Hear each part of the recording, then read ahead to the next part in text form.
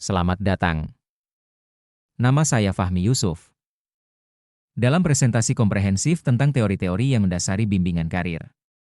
Materi ini akan membahas konsep-konsep kunci, aplikasi praktis, serta implikasi bagi konselor, pendidik, dan pencari karir. Mari kita mulai dengan memahami mengapa bimbingan karir begitu penting di era modern.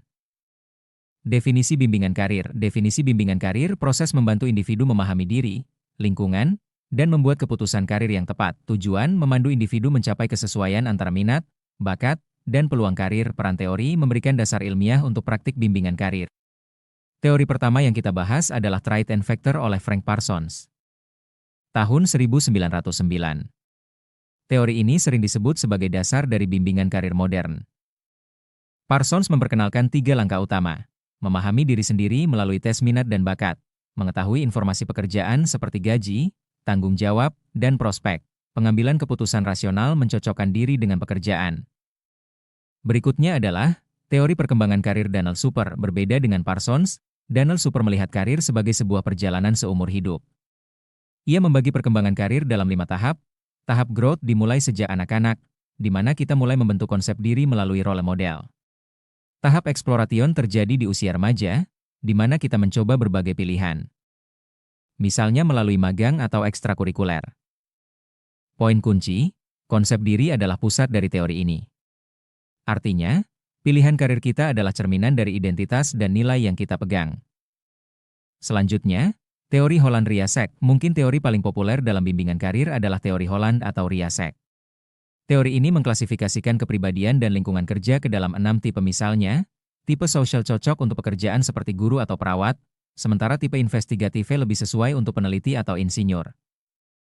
Tes self-directed search sering digunakan untuk mengukur kecocokan ini. Teori sosial kognitif Happenstance. Teori lain yang tak kalah penting adalah pendekatan sosial kognitif oleh Bandura dan Land. Fokusnya adalah pada keyakinan diri, self-efficacy. Contoh, seorang mahasiswa yang ragu menjadi dokter karena merasa tidak mampu, perlu dibangun self-efficacy-nya melalui pengalaman praktik atau mentoring.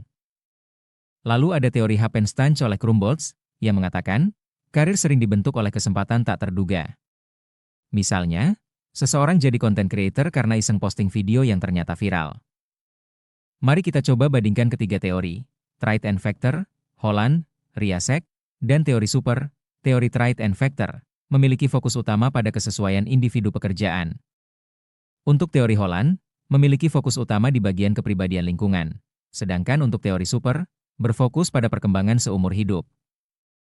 Jadi kesimpulannya adalah, setiap teori menawarkan perspektif unik tentang pengambilan keputusan karir. Kombinasi teori lebih efektif untuk praktik bimbingan. Tantangan masa depan, adaptasi teori untuk dunia kerja yang dinamis, gig economy. Sekian untuk presentasi saya. Saya Fahmi Yusuf. Sampai jumpa.